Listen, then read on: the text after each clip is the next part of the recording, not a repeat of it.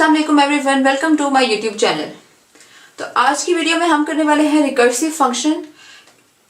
Basically इस video में मैं आप लोगों को ये बताने वाली हूँ कि हम किस तरह किसी भी रिकर्सिव फंक्शन का आउटपुट बहुत ज़्यादा इजीली डिटरमाइन कर सकते हैं। तो सबसे पहले मैं आपको रिकर्सिव फंक्शन की थोड़ा सा इंट्रोडक्शन दे देती हूँ, ताकि किसी को नहीं भी पता रिकर्सिव फंक्शन क्या है तो उसको भी समझ आ जाए। तो इसकी डेफिनेशन देखते हैं। A function which call itself is called a recursive function.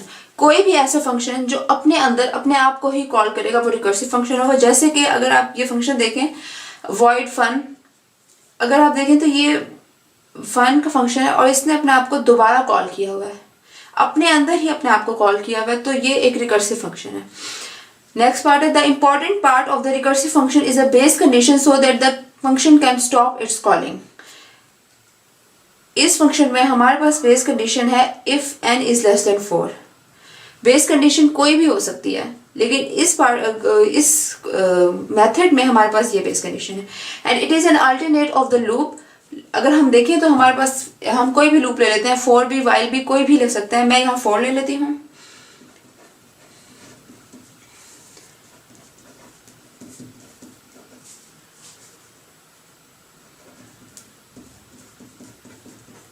और इसके अंदर बस हम एक सिंपल सी प्रिंट एफ की स्टेटमेंट लिख देते हैं।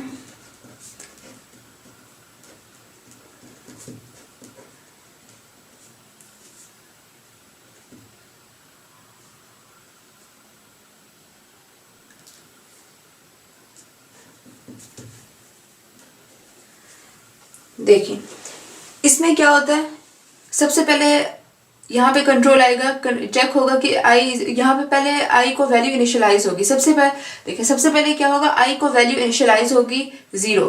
उसके बाद कंडीशन चेक होगी। यहाँ पे भी बेस कंडीशन है और हमारे पास रिकर्सिव फंक्शन में भी एक बेस कंडीशन थी, तो बेस कंडीशन दोनों में, सो इसलिए हम कह रहे हैं कि it is an alternate of the loop. लेकिन हम आगे भी देखते हैं क्या क्या है इसमें। I is less than 4, 0 is less than 4, condition true हो गई, हमारा कंट्रोल इसके अंदर आ जाएगा। फिर हमारे पास आउटपुट में प्रिंट हो जाएगा। यहाँ पे मैं आउटपुट की हेडिंग दे देती हूँ और यहाँ पे हमारे पास आई की क्या वैल्यू है 0, तो फिलहाल हमारे पास 0 प्रिंट हो जाएगा। उसके बाद कंट्रोल वापस आई प्लस प्लस की तरफ चला जाएगा।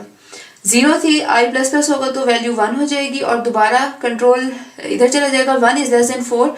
फिर कंट्रोल अंदर प्रिंटफ की स्टेटमेंट में जाएगा तो यहाँ 1 प्रिंट हो जाएगा। इसी तरह सेम करते करते 2 भी प्रिंट होगा, 3 भी प्रिंट होगा, लेकिन 4 प्रिंट नहीं होगा। क्यों? क्योंकि 4 इज लेस देन 4 नहीं है। तो ये इस तरह थोड़ा सा टॉपिक से हम लग जा रहे हैं, लेकिन मैं थोड़ा सा बताना चाहती थी कि किस तरह ये अल्टरनेट है लूप का।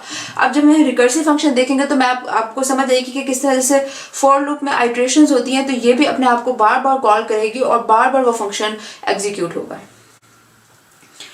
तो हम जानते हैं कि हर जो भी प्रोग्राम होता है उसमें जो एग्जीक्यूशन स्टार्ट होती है वो मेन मेथड से ही होती है। तो यहाँ पे सबसे पहले हमारा कंट्रोल जाएगा, उसके बाद ये फन की स्टेटमेंट आएगी। तो अब फन का फंक्शन कॉल हुआ है तो हमारा फन का फंक्शन इधर है, तो कंट्रोल यहाँ से सीधा इधर चला जाएगा। फन के फंक्शन के अंदर हमने 1 वैल्यू सेंड की थी, तो यहाँ पे 1 रिसीव हो जाएगा। 1 मतलब ने भेजा था और 1 यहाँ रिसीव हो जाएगा। उसके बाद 1 इज लेस देन 4 जो कि कंडीशन ट्रू है, तो हम लूप के अंदर आ जाएंगे। अब n प्लस प्लस मतलब 1 प्लस प्लस हो रहा है, 1 प्लस प्लस क्या हो जाएगा, 2 हो जाएगा। ठीक है, अब हमने अभी हमारे फंक्शन की एग्जीक्यूशन एंड हुई ही नहीं थी कि हमने दोबारा, देखें प्रिंट एफ की स्टेटमेंट तो रहती थी कि फन का फंक्शन दोबारा हमारे पास 2 के साथ कॉल हो जाएगा। ठीक है, तो मैं इसके लिए आपको एक बहुत छोटी सी ट्रिक बता रही हूँ, बहुत सिंपल है। रिकर्सिव फंक्शन ये है, ठीक है।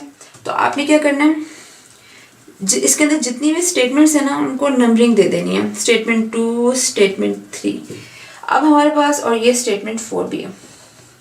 अब आपने क्या करना है, पहली बार जब रिकर्सिव फंक्शन कॉल हुआ है हमारे पास, जब हमारे पास 1 गया है तो यहाँ 1 आ जाएगा और n की वैल्यू क्या है हमारे पास 1।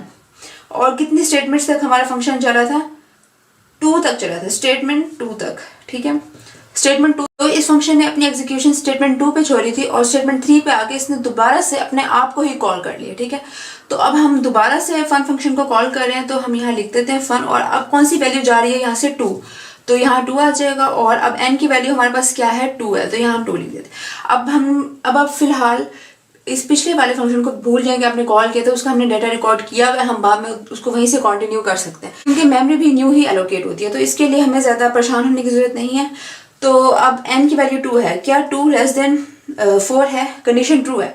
अब कंट्रोल दोबारा इसके अंदर आ जाएगा। अब n प्लस प्लस हो रहा है, क्या मतलब 2 प्लस प्लस हो रहा है, 2 प्लस प्लस मतलब 3, तो अब 3 यहाँ पे आया, यहाँ पे अब 3 बन गई, ये 3 है, ठीक है। और अब ये फन का फंक्शन 3 के साथ दोबारा कॉल हो रहा है, तो इस फंक्शन की एग्जीक्यूशन कहाँ तक चली थी, स्टेटमेंट 2 तक।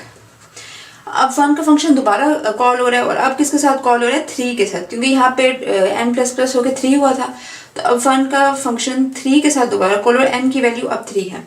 अब हम दोबारा आएंगे, 3 n की वैल्यू 3 है, क्या 3 लेस देन 4 है, यस कंडीशन ट्रू है, तो अब यहाँ पे n प्लस प्लस हो जाएगा, मतलब 3 प्लस प्लस यानी 4, ठीक है।